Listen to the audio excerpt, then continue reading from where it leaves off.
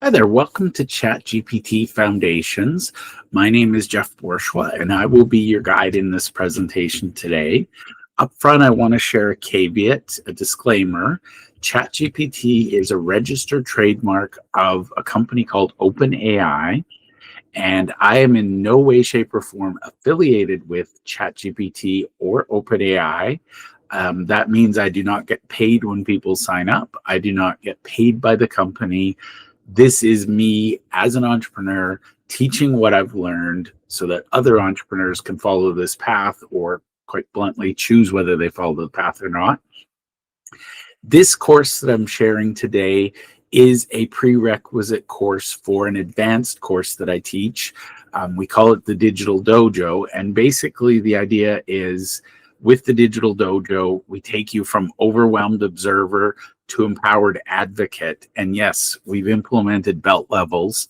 So this is the prerequisite for our white belt course. The idea behind this is really simple. I know there's a lot of misinformation out there. People are struggling. I want to give you the information, the foundation you need, so that when we start teaching in the white belt, how to actually use it and implement it, that it will make sense to you. Now, I want to share, this is no disrespect to all of the people I see out there, but there's a lot of bad information, misinformation, outright lies and scams about AI in general. And if you don't believe me, go to YouTube, TikTok, and type in, how do I use ChatGPT in my business? And what I'm going to tell you is to take it all with a grain of salt and ask yourself, does this person understand my business? Yes or no? Because the absolute worst thing I see and the most dangerous is generic advice being presented as one size fits all. This will help solve all your problems. I believe ChatGPT has a lot of potential if used right. So I bring a weird perspective. I'm in my 50s. I've been around, and I have a really keen understanding of the human condition. I understand entrepreneurs, and I understand the world of business. And on top of that, I've added AI as a leverage point rather than as a replacement. So my goal with the Digital Dojo is to teach wonderful, amazing, brilliant human beings how to be more wonderful, amazing, and brilliant. And that comes through a process where we're going to learn what we can eliminate, what we can automate, what we can delegate. But above all, I want to keep human beings in the driver's seat. And if you take nothing else away from this story, humans should be supervising. We are the adult in the conversation, and we are going to tell AI what's good or bad, not the other way around. So we are still in control. We are still the expert. We are still needed. So I don't think about how AI can eliminate humans. What I look at is how can AI make humans better? So welcome to the ChatGPT Foundations.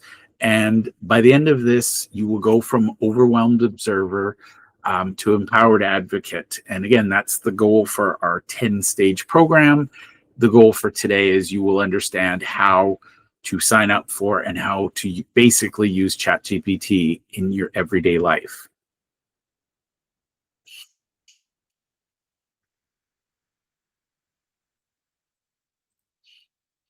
So today we're going to cover 3 sections, and if you ever get lost, my 2 big tips for you are, number 1, be curious.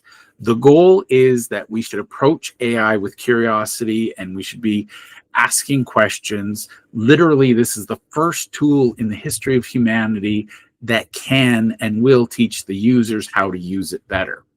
So my number 1 gift, be curious. Number 2, we'll talk about large language models in detail, but the key word there is language.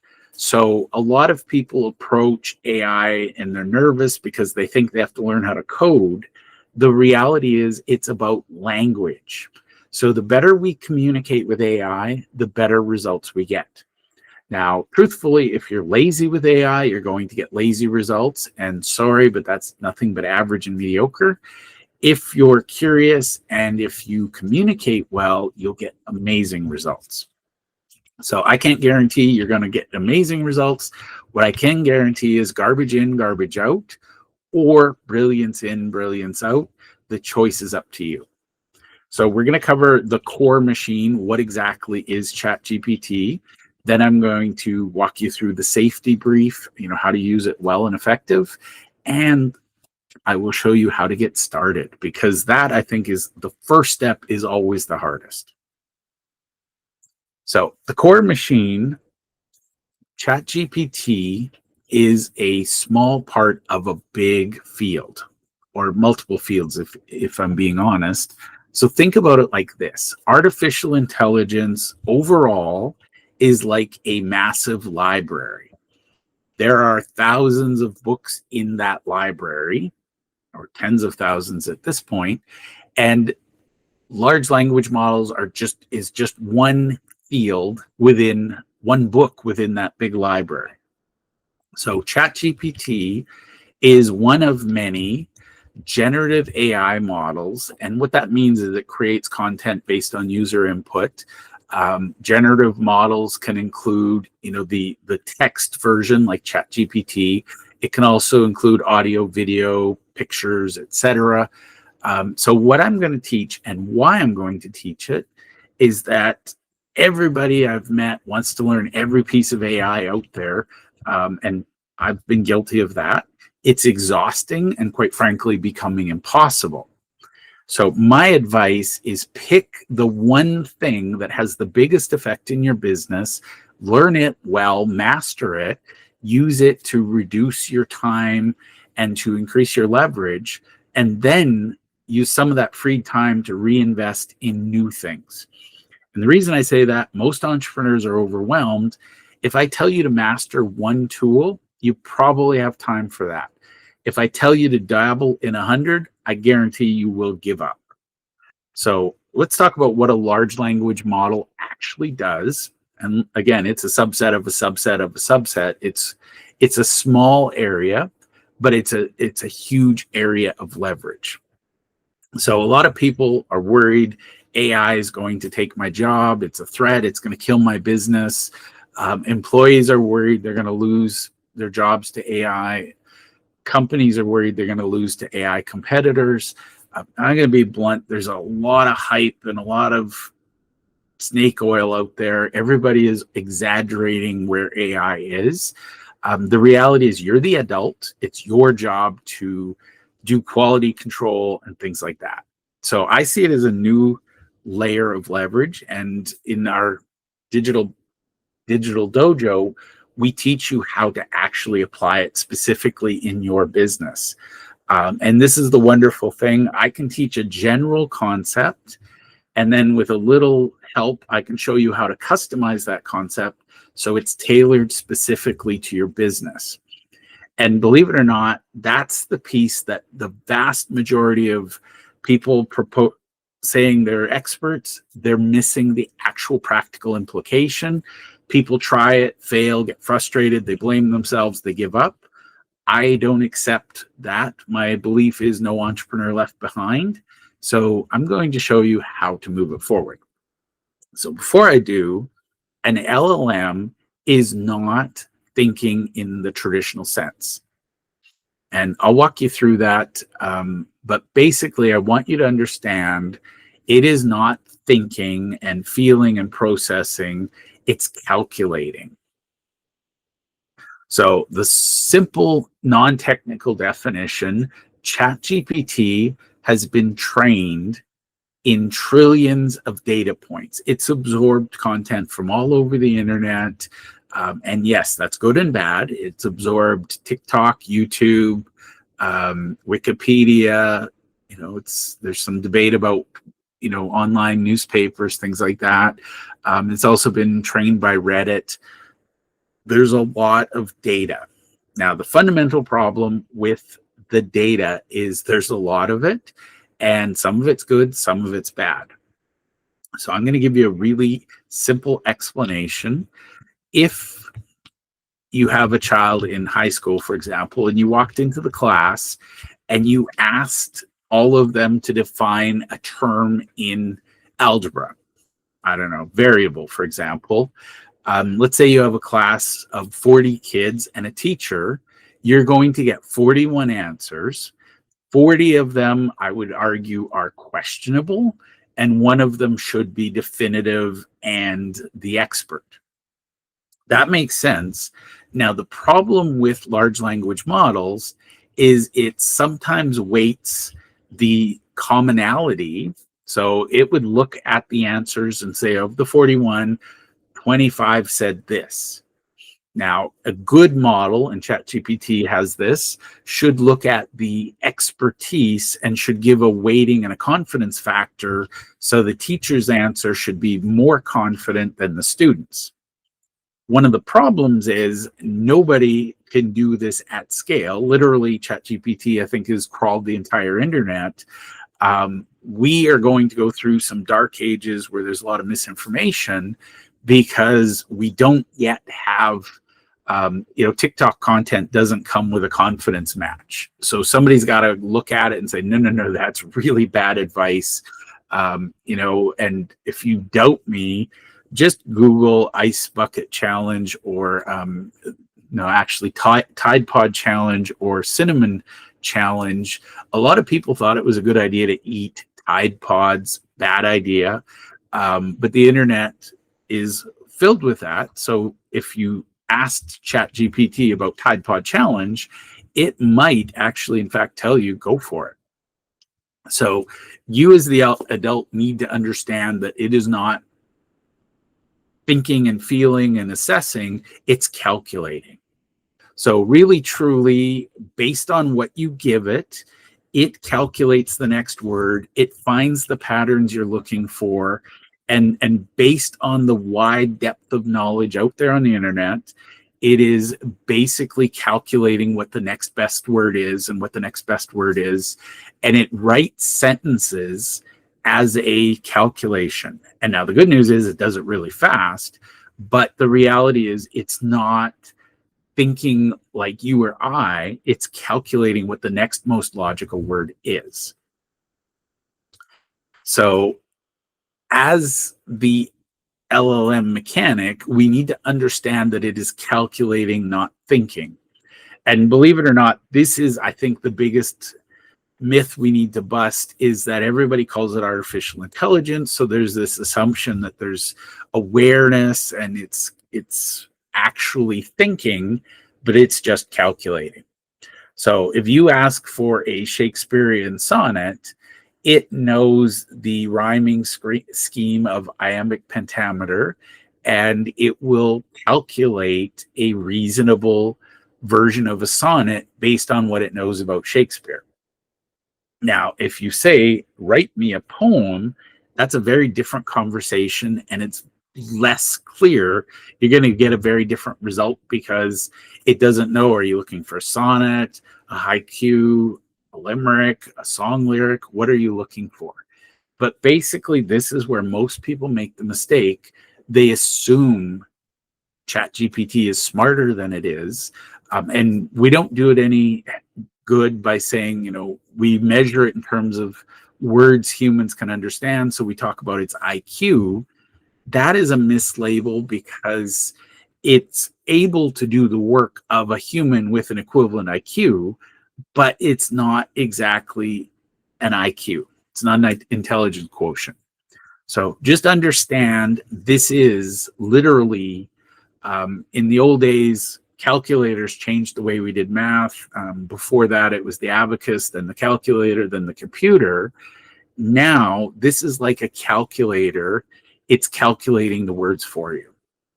So your job is to make sure it knows what the best calculation should look like.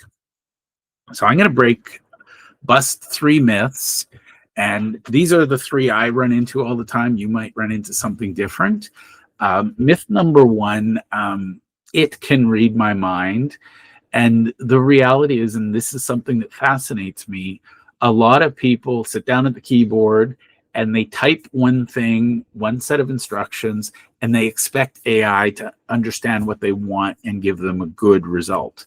So The reality is treat it like you would a coworker, a peer, an employee, a service provider. You're going to give it the background and context and instructions in this case so that it can actually deliver what you want. So the better your instructions, the better your output. Myth number 2 is that it knows everything. The key you need to understand is that ChatGPT and other models like it will hallucinate. And what a hallucination is, it's where the model will assert with confidence that something is true that is not true, or something is false that is not false. And the key here, you need to understand this, it will state facts that it knows with equal certainty to hallucinations where it doesn't know. So the model itself is trained to answer your question. For some reason, they haven't quite worked out how to get it to say, you know what, I'm stumped. I don't know. Here's what I would guess. So the key is, and we'll get into this a little more in our advanced training, there's a knowledge cutoff. You know, the internet is a big place. So I think, I can't remember the last cutoff, but there's always a few months lag. So current events are not good on AI, depending on the use. But also, you need to be aware that it might hallucinate. So the way I get around hallucinations is I work in areas that I'm 100% confident I know what needs to be done. I just need help organizing and structuring, and I'll explain that. And myth number 3, this one stops more people. I've seen people panic because they think, oh my God, I need to learn programming. It's a computer. The reality is it's a large language model. Middle word is language. You need to be good at communicating.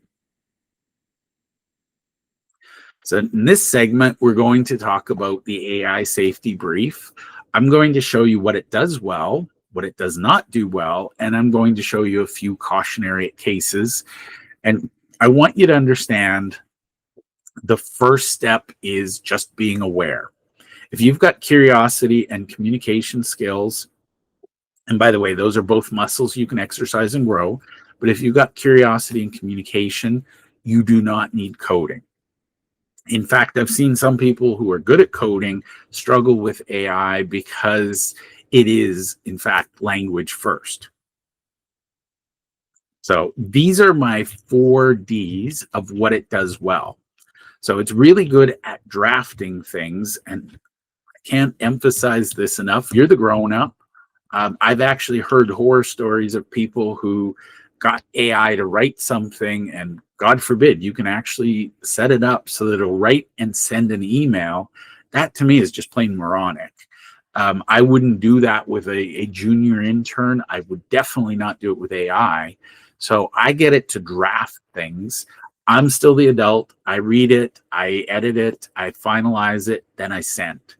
And so that applies to email and any other written copy you might have in your business, whether it's marketing, sales, business proposals, drafting, not finalizing, drafting.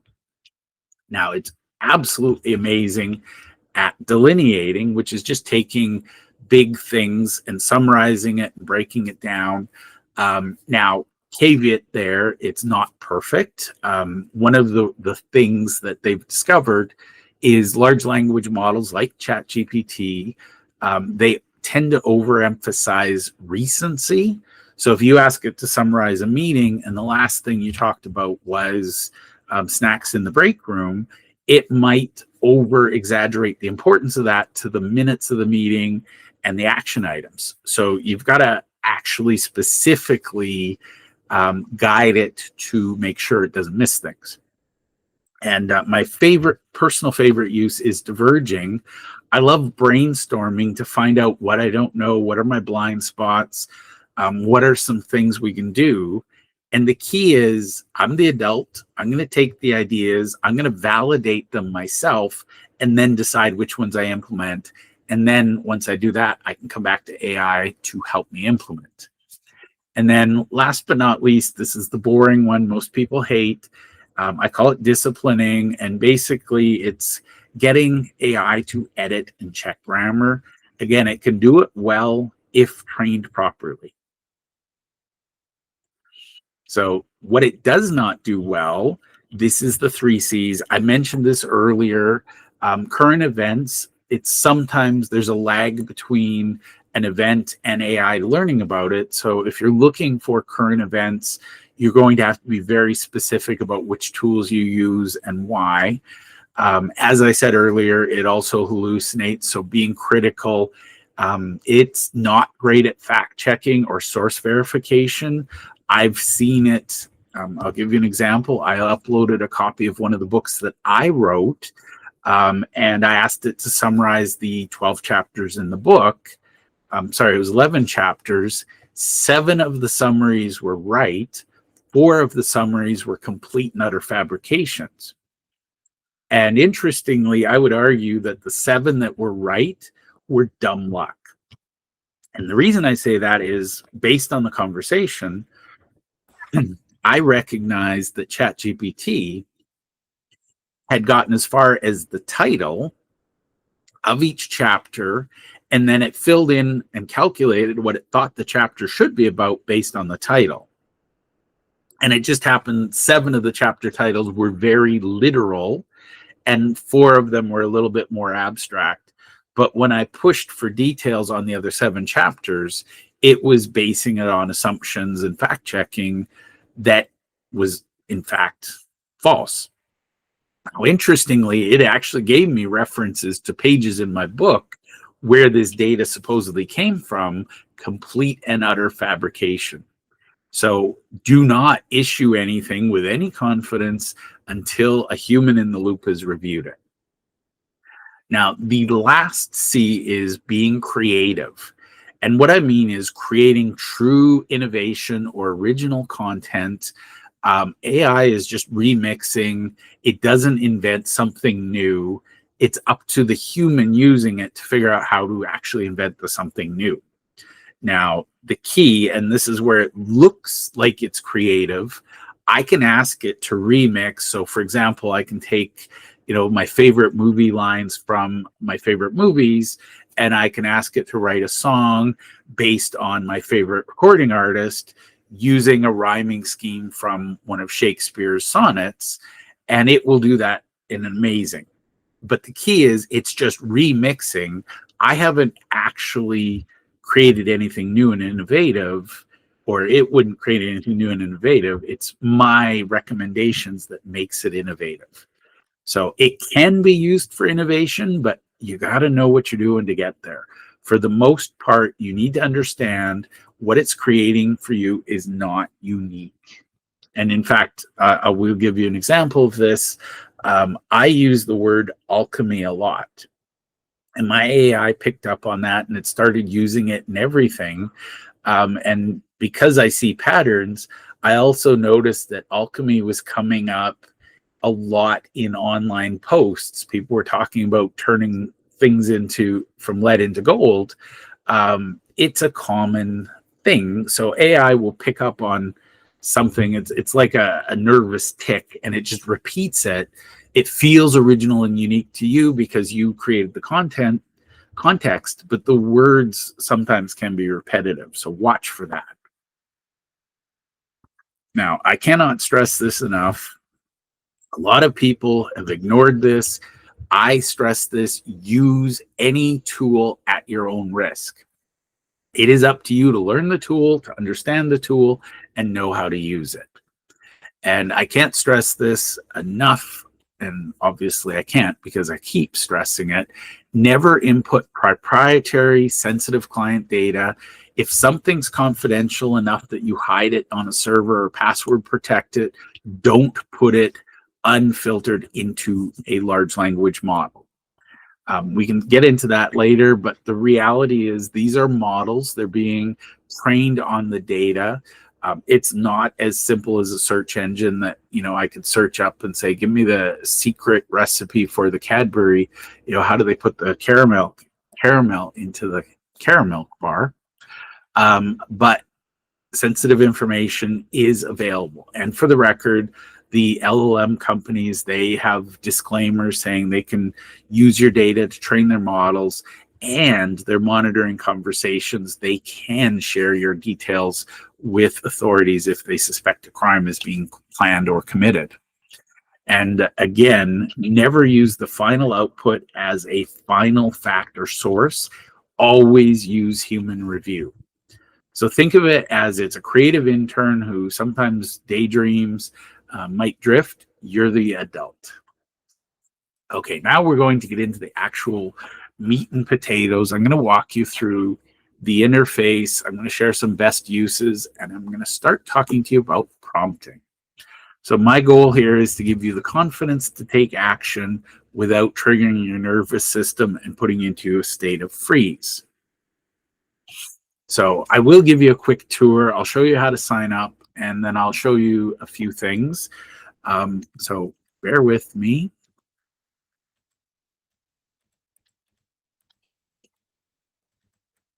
Okay, so this is me in incognito. You can see over here. And I'm showing you this because I want to show you the way to get into ChatGPT. And what you do is you start at openai.com. And I'm in incognito because I go straight to ChatGPT, which is another conversation. We'll get there. But basically, over here in the top right, you can do the login and hit ChatGPT.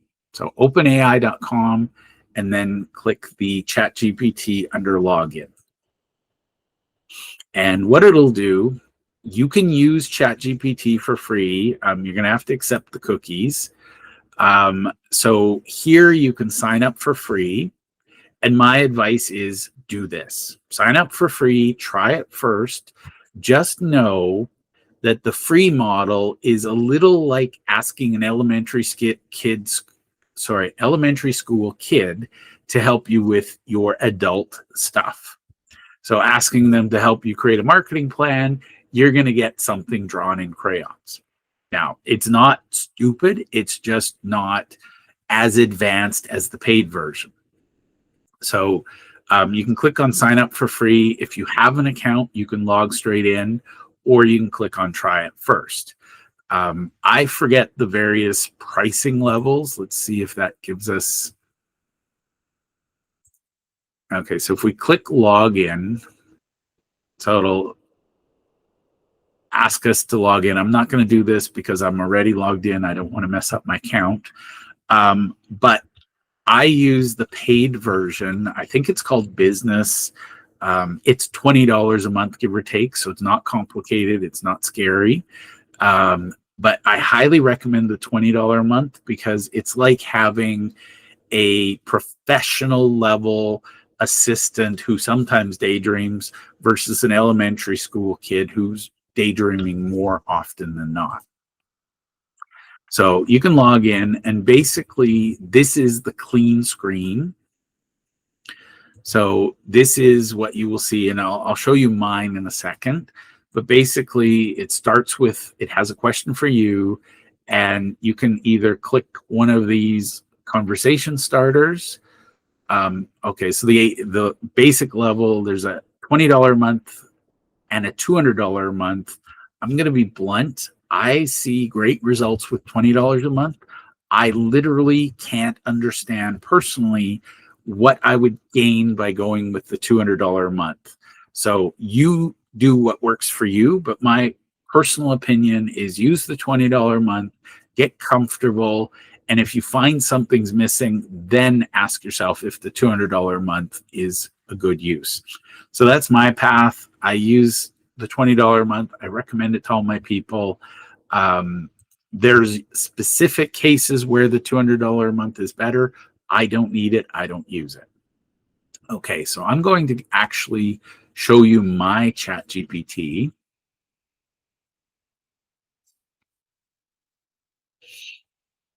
And you will notice the first thing, mine is much busier than what I just showed you.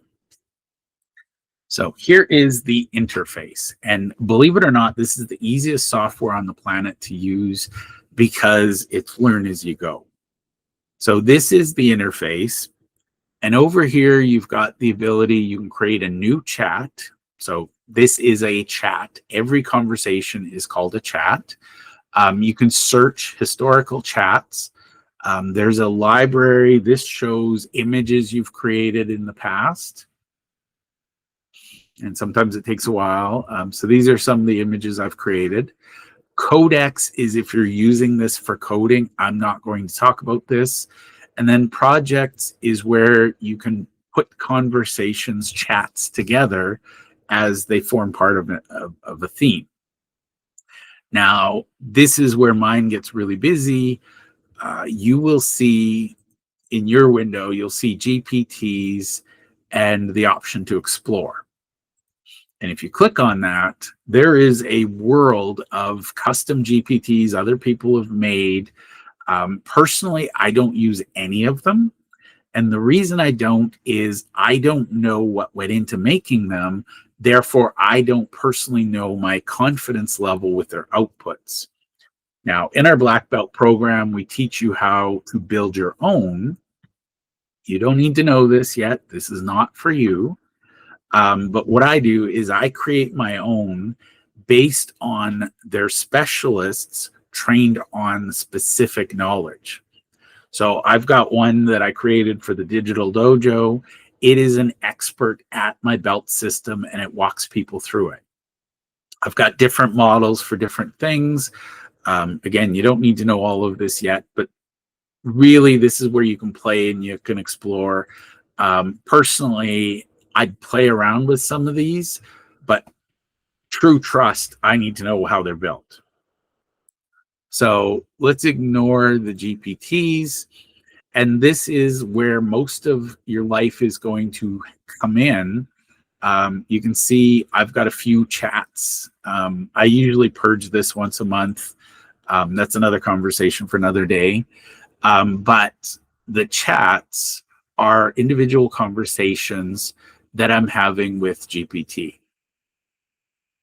So this is the question. This is the interface. This plus button, you can upload photos and files. We'll get into more specific use cases later. You can upload it from your computer, from Google Drive.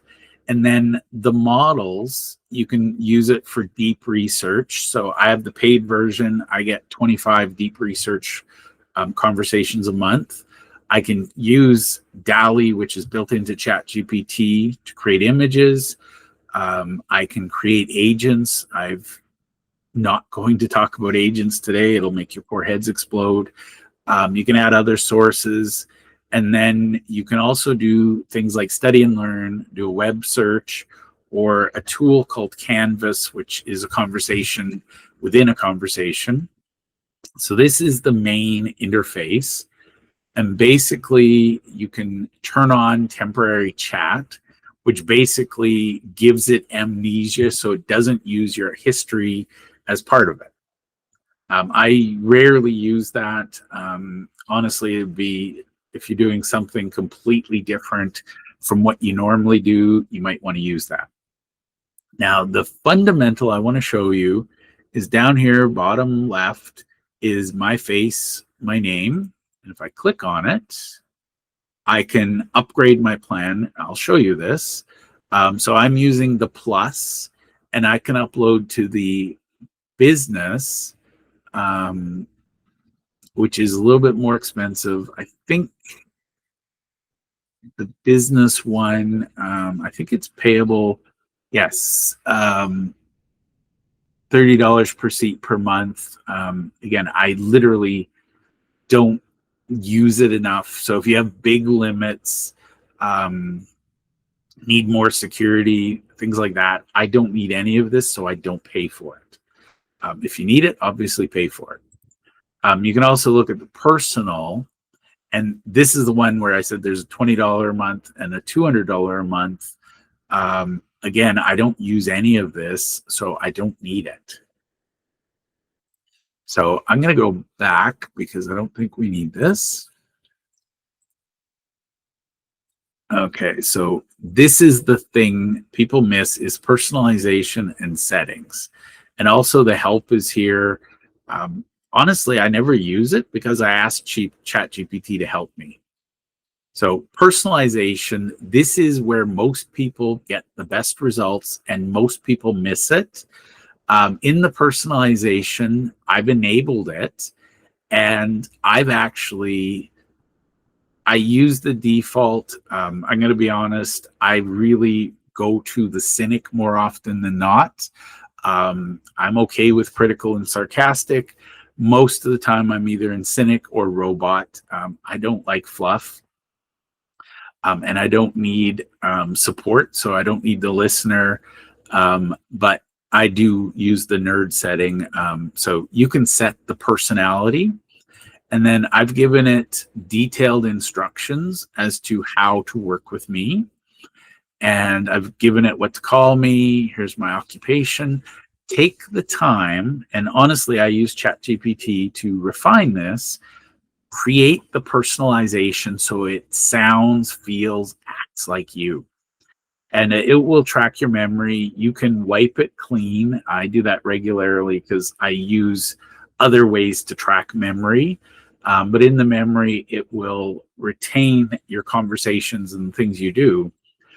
Let's say I do a client project, I need to wipe the memory before I do the next one because one client project will bleed into the next. So that's a basic thing. We'll get into more advanced. Really, truly, you don't need to learn any of these other things yet. We will have a topic on security, parental controls, etc. But basically, that's the big thing.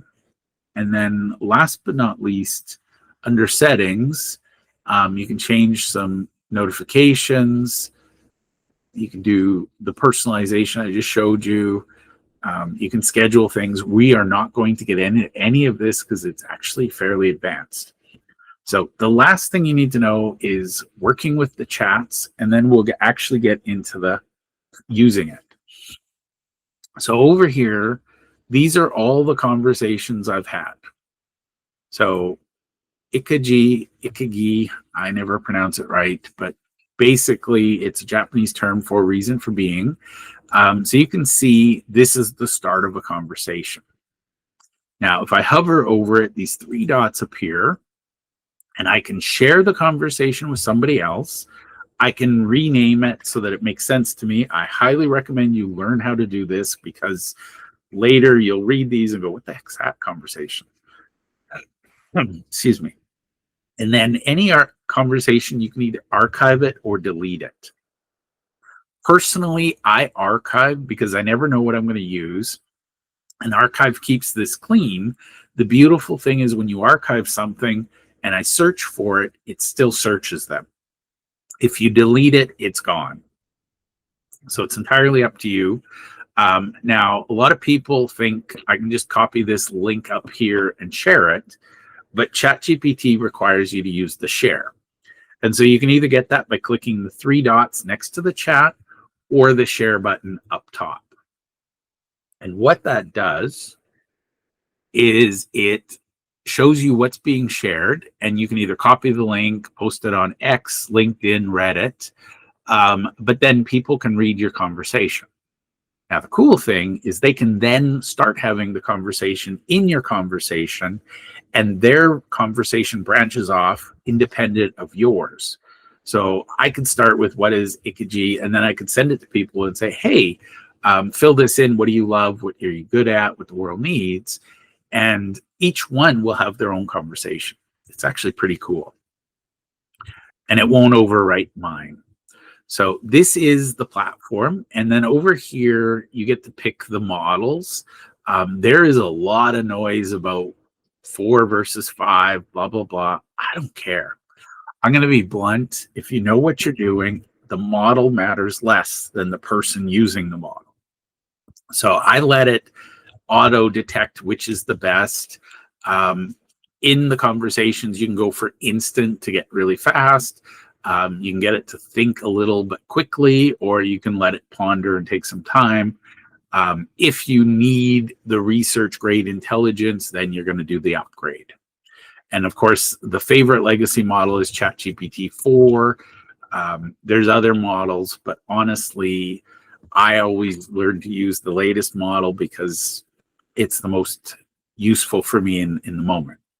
So this is ChatGPT. I'm going to go back to the general presentation, but before I do, what I want you to understand is this is not a search engine. People treat it like that. Some people might do the question and then they copy and paste the answer and they say done. That is the bare minimum, and I'm going to be honest, it's not a great use. So normally, this is where curiosity and communication come in. I would ask it questions, and by the way, let's pretend you know what this means.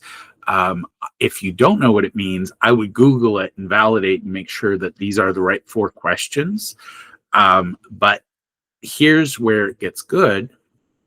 Again, you can have a conversation and you say, help me understand, help me identify what I love. Maybe I'm not clear. It can be a good sparring partner. And as you'll see, you can speak to it. You can use the voice mode, whatever you're comfortable with. My personal favorite use is I brainstorm on a whiteboard. I take a picture of it. I upload the picture. I ask it to transcribe it. And then I ask it to help me find the patterns in the brainstorming. So your use will vary. We're going to get into use more, but that is really, truly the bare minimum you need to understand to be able to use ChatGPT. The key phrase is you're the adult, so it's up to you to always check. So what I do when I'm getting started, you want confidence, ask it questions you already know the answer to. Focus on your area of expertise, ask it things, and then learn where it is confident and correct, and learn where it's confident and wrong. So that's what I do. I start with things I know because I don't have to validate. And as I build up confidence, then I can do other things.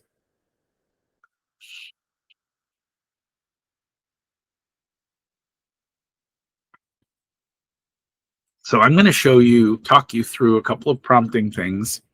And this is very, very basic. Anybody who knows ChatGPT watching this, they might laugh at me. This is basic. Remember that. I'm teaching you how to start. So ask it like an editor, or let's pretend, you're telling your child how to do something. You have to give it clear instructions.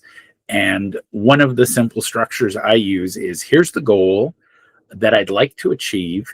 Here's the context that I currently understand. What do I need to know to get to my goal?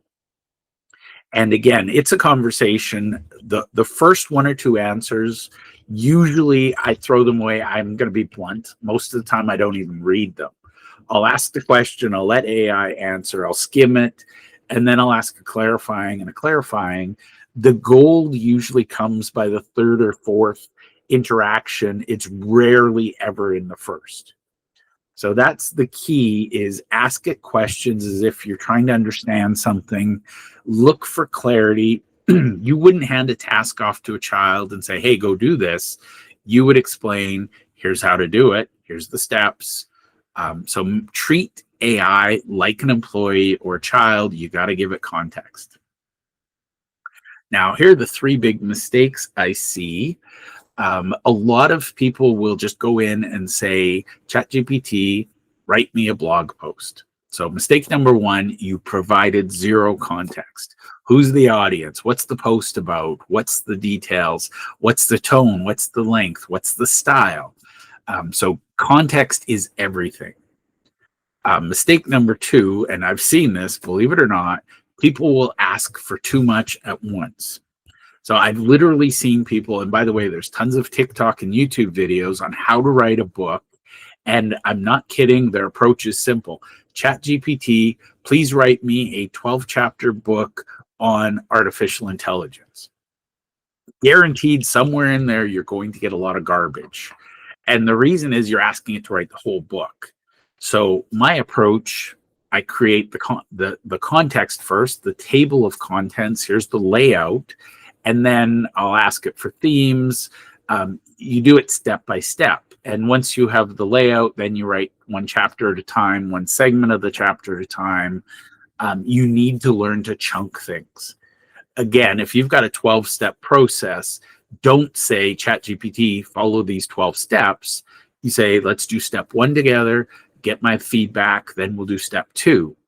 Because if you ask for too much at once, you're going to crash the context window. You're going to use too much memory, and it gets slow. I call it conversation fatigue.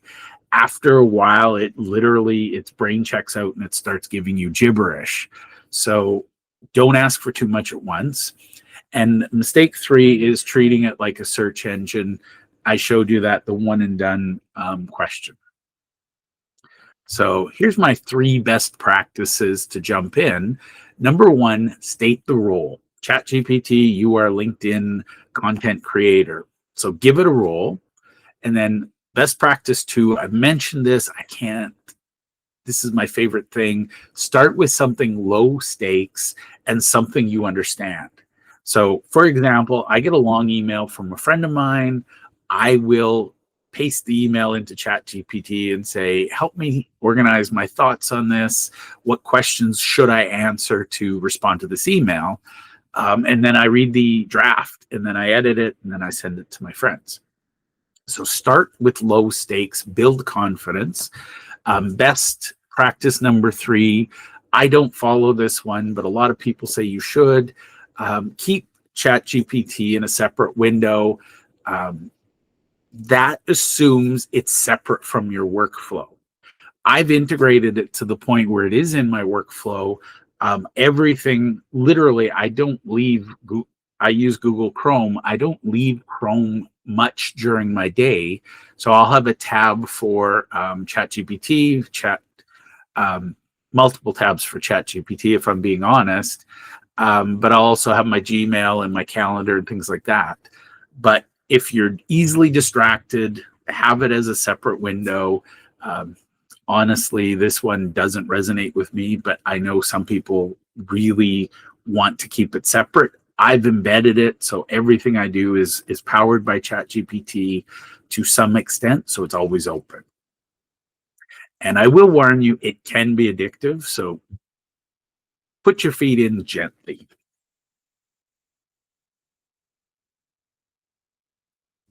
And really, truly, that is the extent, in my humble opinion, of what you need to understand. So I'm going to come back to the beginning.